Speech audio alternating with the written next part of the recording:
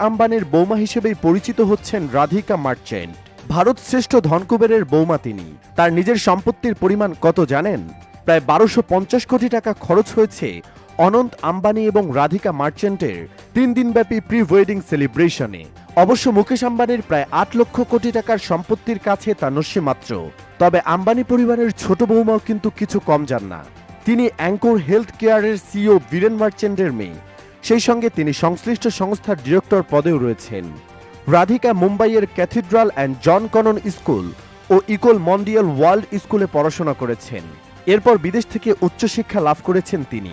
শুধু পড়াশোনা নয়, নাচও করেন রাধিকা। তিনি নিভা আর্টসের গুরু ভাবনা ঠাকুরের কাছ থেকে ভারতনাট্যম শিখেছেন।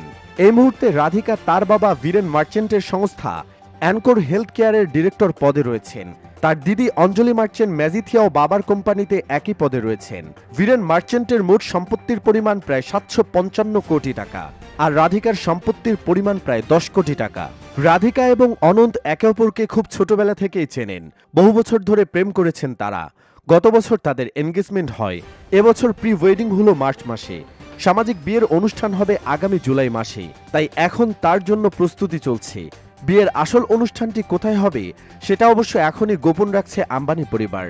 আম্বানি পরিবারের বৌমা হতে পেরে নিজেকে সৌভাগ্যবতী বলেই মনে করছেন রাধিকা।